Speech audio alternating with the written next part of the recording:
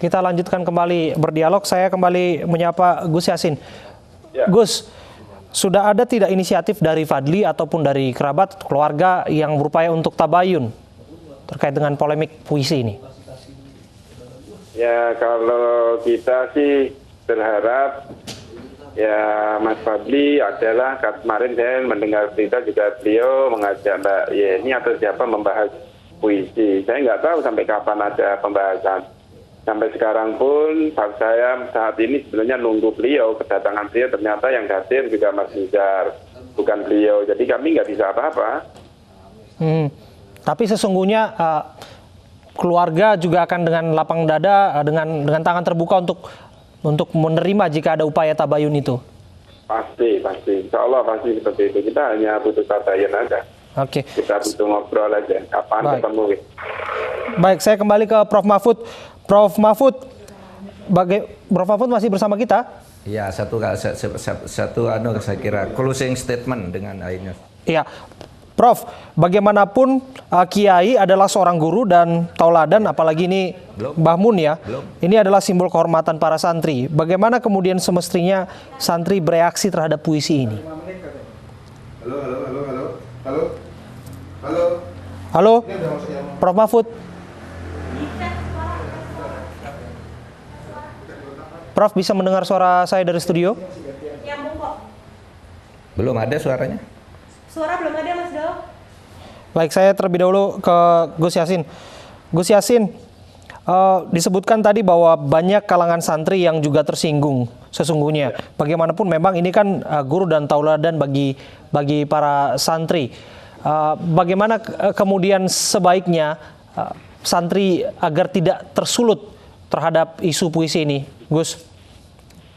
Ya, yang namanya tersulut nggak bisa hati ya, karena memang kita paham betul kok puisi ini ke siapa, posisi ini untuk siapa, dan momennya memang pas memang dengan ketika Abah berdoa. Jadi ya memang ya seperti itu, kami hanya mengimbau kepada para santri, para alumni, nggak usah muring-muring, nggak usah marah-marah, udahlah cukup kita mendoakan aja gitu.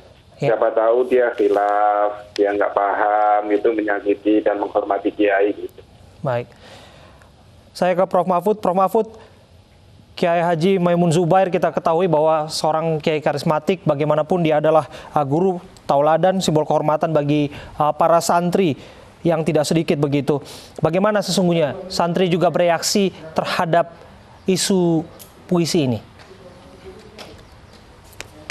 Itu ndak ada efek hukumnya kepada Fadlizon gitu. Mau demo mau tidak, itu mau menganggap itu cercaan kepada Kiai Maimun atau mau itu umum gitu, ndak ada akibat hukumnya bagi Fadlizon ya. Itu akibat etik saja, karena konteksnya memang ke peristiwa yang terjadi di Sarang waktu itu gitu. Mau demo gitu ya demo saja, itu kan hak politik gitu. Di demo aja didemoralisasi bahwa Fadlizon itu telah mencerca seorang kiai gitu. Itu bisa, tetapi dilaporkan ke polisi, polisinya repot nanti tidak ketemu pasal apa yang mau dikenakan ke dia. Sama Anda baca puisinya itu tadi, Khairil Anwar, aku bila sampai waktuku ku mau tak seorang kan merayu. Aku ingin hidup 1000 tahun lagi. Aku ini binatang jalan. Iya. Coba kau di dalam puisinya Khairil Anwar itu siapa? Kan tidak ada subjeknya. Gitu kan, tidak ada. Sama dengan itu. Jadi kalau mau menempuh jalur hukum menurut saya sia-sia. Politik aja sudah demo tiap hari habis-habisan ke DPR, laporkan ke MKD gitu. Itu kan akan ada efek elektoralnya juga kalau di demo gitu. Iya. Terakhir barangkali Prof, ini kan tahun politik ya. Bagaimana semestinya tokoh agama, ulama, santri juga untuk berpikiran cerdas agar tidak masuk dalam intrik politisasi agama? Ya, saya kira Mbah Maimun itu sudah cukup arif ya. Dia tidak menggerakkan dan tidak bereaksi apa-apa. Saya kira sudah cukup bagus, dan baiknya korlap yang suka demo itu juga supaya tahu membatasi diri. Itu tidak apa-apa juga. Gitu aja kalau saya. Gitu ya. Cukup ya. Baik, terima kasih Prof. Mahfud atas waktunya. Saya kembali ke Gus Yassin. Gus Yassin, tanggapan Anda soal apa yang disampaikan oleh Prof. Mahfud tadi? Ya, Profesor Mahfud MD sudah benar memang tidak bisa apa-apa. Kita harus Tadi yang ngatur sekretaris saya. kita cuman memang bisa hanya memberikan hukuman kode etik aja, bisa ya lewat gerak-gerakan itu aja, paling ya demo-demo itu aja yang harus dilakukan. Itu pun juga tidak ada efek apa-apa sebenarnya, kalau nggak didengarkan. Ya, ini kan sesungguhnya diharapkan tentu saja bagi pelajaran, menjadi pelajaran bagi siapapun untuk tetap hati-hati berbicara, berpikir dulu sebelum berbicara. Apakah ini juga yang dipikirkan oleh para santri dan juga kalangan ulama yang ada di sana? Karena kita tahu juga tidak sedikit juga ulama NU, bahkan tokoh-tokoh NU termasuk putri dari almarhum Gus Dur juga bereaksi keras juga terhadap Fadly setelah mendengarkan puisi ini. Ya sampai sekarang pun masih banyak yang nggak senang dengan Fadly, maaf ya. Karena ada puisi ini, momennya juga lagi pemilu. Saya berharap udahlah kita bagaimana menciptakan pemilu dengan damai, dengan jujur, dengan adil, gotong royong, itu yang kita harapkan. Nggak perlu entrik-entrik lagi, nggak perlu kita manuver-manuver lagi. Udahlah kita tutup aja. Ya, begitu juga Gus. Tentu saja Anda juga sebagai wakil gubernur Jawa Tengah juga punya tanggung jawab moral untuk tetap menjaga ketentraman, kedamaian di Jawa Tengah agar tidak terjadi gesekan antar publik, antar pendukung. Ya, bagaimana upaya Anda untuk mensosialisasikan ini? Ya, kalau dari pemerintah kita selalu berupaya bagaimana pemilu Pilpres khususnya ini bisa berjalan dengan baik. Kita sudah tahu lah semuanya itu baik, tidak perlu kita membongkar aib. Bagaimana kita sebenarnya mengedepankan visi misi. Apa yang sudah dilakukan, baik atau tidak, kita bisa merasakan. Jangan sampai ada ego masing-masing yang muncul dari 5 tahunan ini. Ini pesta rakyat kok. Saya menyayangkan aja ada kejadian seperti ini. Semoga kejadian ini tidak terulang dan tidak diulangi lagi.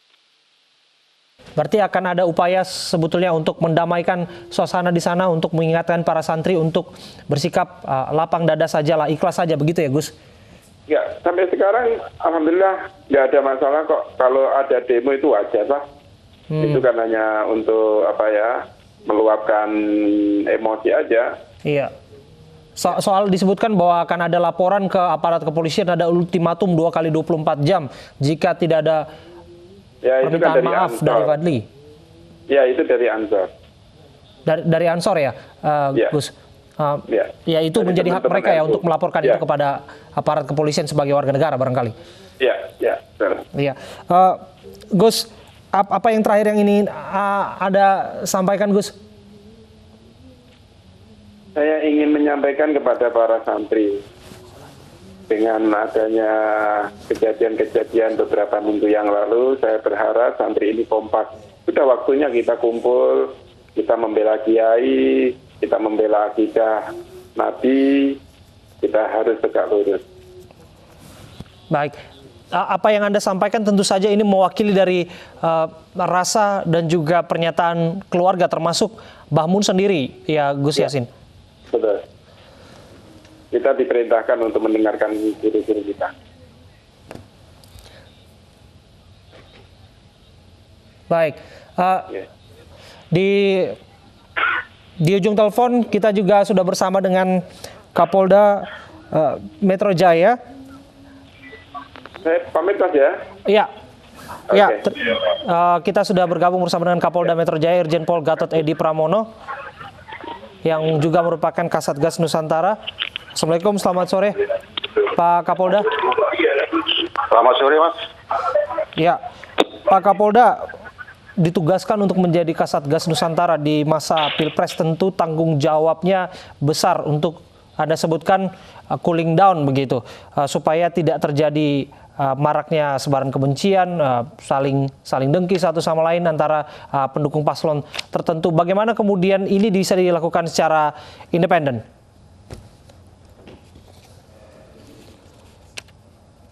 tetapi Satgas Nusantara ini bertugas sebagai cooling system, sistem pendingin. Kita tahu bahwa pemilu itu merupakan kontestasi politik. Tentunya masing-masing calon itu ingin memenangkan daripada kontestasi politik ini. Nah, ketika terjadi kontestasi politik, masing-masing calon ini baik itu partai politiknya, pendukungnya, simpatisannya akan berupaya meningkatkan elektabilitas daripada calonnya ini. Nah, ini mengakibatkan suhu politik itu memanas. Kita tidak boleh membiarkan suhu politik itu overheatingnya meledak. Ya. Nah, kita bahas lebih dalam sesaat lagi, Pak Kapolda. Kita harus break sejenak. Saya ingin dalami apa yang akan Anda sampaikan nanti. Kita harus break sejenak. Kami akan kembali dalam ini sore saat lagi.